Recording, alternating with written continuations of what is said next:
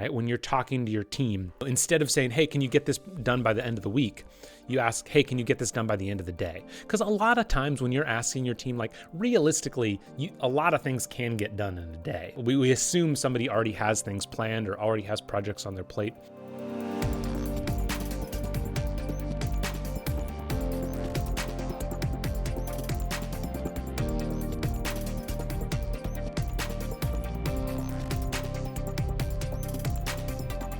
How do you make your team more productive? What is the difference between teams and companies that just kind of slowly change and move and they're getting stuff done, but they're not really like advancing, and the organizations that really grow?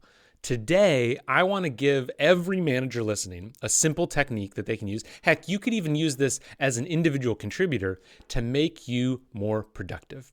Hello and welcome to the Leadership Launchpad. My name is Matt Jertson. I'm really excited for the show today. I will admit, hopefully I won't ramble too much. This was kind of an idea that came to me yesterday. It was a collision of two ideas that have been in my mind for a long time. And it's kind of a combination of the Eisenhower decision matrix which is a common thing that I'll go into about how to be more productive. And also the concepts from a workshop that I give on first principles leadership. Okay, so first let's talk about the Eisenhower matrix. Most people have probably heard about this, but just in case you haven't, it's a 4-box grid, right? Where on one axis you have important or unimportant, and on the other axis you have urgent or not urgent. And so then you have these 4 boxes where you have not urgent and not important. You have urgent but not important. You have not urgent but important, and then urgent and important. And the way people use this in kind of time management and productivity circles is you take all the tasks that are coming into you and you kind of put them into one of these boxes. And over time, what often happens, at least what I do, is I find myself, especially if I'm on any kind of deadline, I'm always doing the not important, not urgent stuff, right? My house is never cleaner than when I am on a deadline. And I won't say that, obviously cleaning the house is important, but I don't need, the dishes are fine, right? And so they're the kinds of things that it's not going to move the needle for my business. It's not actually important for my business. It's not something that needs to happen right now, but for some reason I'm going to do it. And so for all those procrastinators out there like me, you found yourself just for some reason doing the not important, not urgent stuff because it's easy to do. And so that's the stuff that you need to not do, right? You either delete it or delegate it in the getting things done kind of verbiage. So you want to be getting rid of that stuff. And over time, you want to be moving to what most people say, ideally, if you want to be like a strategic thinker, you're doing the important, not urgent stuff, right? Where these are the things that it's like, in order for my business to grow or for my team to grow or for my project to be successful next month, next year, what are the things that I need to be doing? The challenge with that is that in today's world, whoever is doing the not urgent stuff, right? We're always consumed by these urgent things. Ideally, they're important, right? We're doing important, but they're urgent things. And so we're just going from fire to fire to fire to fire. And so the question is, how do we stop doing that? Right? And I think a big question is, what's the difference between people who are spending time on the important things that are going to move them forward versus the important things that are just keeping their head above water, right? They're, getting through all your emails, all that kind of stuff. And a light bulb clicked on for me when this idea of the Eisenhower matrix kind of merged with this workshop I teach on first principles leadership. And so let me tell you a little bit about that. So workshop on first principles leadership. It's kind of a riff on, I spent a lot of time thinking about the SpaceX algorithm. If you've ever heard of that, the engineers there, they use this thing that they call the algorithm, which is a process they use to make sure they're kind of doing the right, it's an engineering process that they use. And so it's a riff on that where it kind of starts by talking about, first we need to identify the problem that we're trying to solve and really clearly identify what it is. And then we need to make sure that we're, questioning every assumption we have about potential solutions to that problem. And it goes through a few different things. But one of the things that I mentioned is do it faster. Where I think that's the fourth step of whatever as you're going through this process of figuring out what's a first principles approach to solving this problem. The final step is always whatever solution you've come to, do it faster.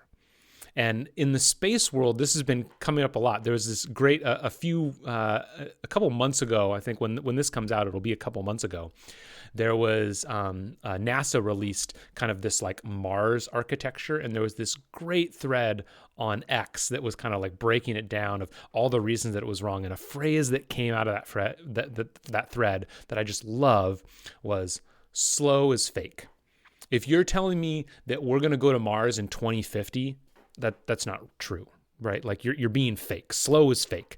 And I think we see that time and again in the world today. Is like the answer to progress is like, how can we do it faster? Peter Thiel talks about this a lot, where I think he talked about it in his book 0 to 1. And whenever he was meeting with founders and they'd say, this is where we want to be in 10 years, he would say, okay, what would you do if you were going to do that in 1 year? Right? And so that's how he talks about it. And then Alex Hermosi, he talks about this using the language of the power of end of day versus end of week, right? When you're talking to your team, how do you, instead of saying, hey, can you get this done by the end of the week? You ask, hey, can you get this done by the end of the day? Because a lot of times when you're asking your team, like realistically, a lot of things can get done in a day. But we just kind of nominally say, we assume somebody already has things planned or already has projects on their plate. So we say, hey, just do it at the end of the day, or do it at the end of the week rather than the end of the day.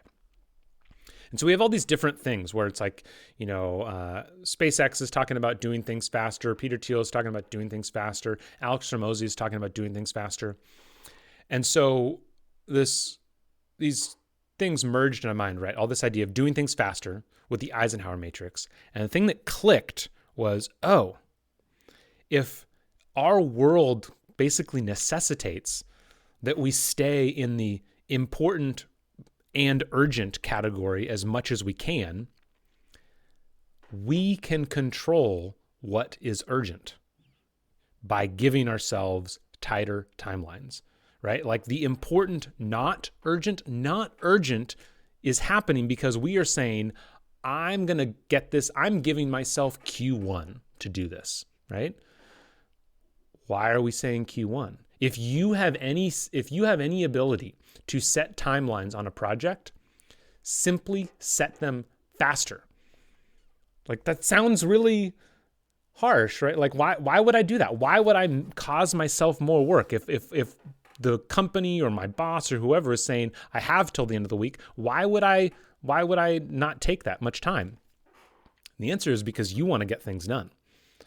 The answer is because you want to make a difference. If you really want to push the envelope of making yourself and your team more productive, then simply make the important things, or make all the important things urgent, right? Make it so, no, like we have to do this right now. And I can tell you from firsthand experience, that is exactly what happens in most of these organizations. And so you're telling me, wait, this can't work. Everything can't be urgent. I agree with you. Not everything can be urgent, or not everything should be urgent.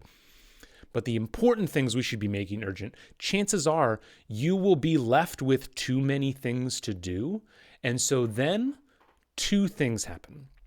First, those truly important things, you do them in kind of the most efficient way possible, right? There's this common phrase that projects expand to take up the time allowed, right? And so by minimizing that time, you are, and granted, let's just take 1 minute to say, like, obviously you can't say like, we're going to build a rocket in a day. Like there's realism that has to go in here. But the point is, do things faster, set timelines tighter than you normally would or than you feel comfortable with. It's like bring them back to just inside the comfort zone, or just outside of the comfort zone, I guess. And so again, two things happen. One, you streamline projects and cut things out that you maybe don't need to do. So you're kind of like going with this almost like minimum viable product approach to things, of you're like making sure like, okay, like let's only get done what absolutely has to get done. And then the other thing is, you're not going to do everything. You are going to drop things. You are going to leave fires burning. And I've actually talked about this before. This is something that Layla Hermosi talks about, of as a leader, you are, yes, a big part of your life is a firefighter, but even as a firefighter, you have to decide to let certain things burn. I have this common phrase that I say, having worked with all kinds of organizations, when you get into any company on the planet, it is a dumpster fire. Every company, every team from the inside is a dumpster fire. There are always things burning that, if you look at them the right way, seem like, oh my God, the whole building's burning down, but actually it's just a wastebasket. And so as a leader, part of your job is determining, okay, like what fire is going to go out on its own, what fire can I just like let is just kind of simmering, versus what fire is going to engulf the whole building, right? That's a big part of your job as a leader. And so by taking these important things and making them urgent when they maybe don't need to be, that is going to mean you drop some things, but that's part of the job of a leader, is deciding what to drop. When you do this, so going back to Alex Hermosi again, if somebody on your team is coming to you with a project, or you're giving a project to them, and normally you would say end of week, and you say, I want this by the end of the day, chances are, if they're a great team member, then they're going to look at you and say, okay, I was planning on doing A, B, and C today. I only if I'm going to do this, I can get it to you today, but I'm not going to be able to do 2 of those 3 things. Which should I not do today? Then you have to be able to answer that, right? You have to help them decide what to not get done. But by forcing the issue, pushing things together, that is how you truly allow yourself to make these decisions of where you're looking at, is this important thing, which is more important, right? And it allows you to push forward. So I get it. I've been rambling a little bit. I told you this was kind of a light bulb moment that I had the other day. So let me summarize here. When we look at the Eisenhower matrix, we say we want to be doing the important, not urgent things, but day to day, the world is so fast. Many of us find ourselves stuck in the urgent but important, right? We want important, not urgent, but we're in the important, urgent category. So we're just spinning our wheels, doing all this urgent stuff, and we're not doing the big, important things that we need to do to move the project or the team or the company forward. So how do we fix that? We change the urgency level of the other big projects. You go look at those important, not urgent things, and you give them timelines that pull them in so they become urgent. And by doing that, you are going to give yourself too much to do. And rather than burning out, rather than working 80 hours a week, which some people might suggest, I say you act as a leader and you make decisions of what you're going to not do. What is the thing that what you did think was important, but actually isn't important? This is a big thing that I'm going through with my business right now. What sales activities do I hold on to and think they're really important when actually they're not moving the needle? So let me get rid of them and decide that they're not important, or, because these other big things are. And so whether that's, instead of saying end of the year, end of the quarter, instead of saying end of the quarter, end of the month, instead of saying end of week, end of day, it's pulling in projects in a realistic manner, right? It's not, you can't go crazy. There's limits to this, but it's basically just saying, if I would have said, I'm going to give myself a month to do this, could I do it in a week? Could I? And then you make the decisions of, what does that change for what the outcome, this thing that I'm making, how does it have to look different and simpler? And then what are the things that I'm not going to do so that I can devote attention to this? Everybody wants to be more productive, but we're moving in a really fast world that makes it really hard to focus on those big things. And this is just something that popped into my head the other day as something that we can control. I hope you found that helpful, and I look forward to seeing you next time on the Leadership Launchpad.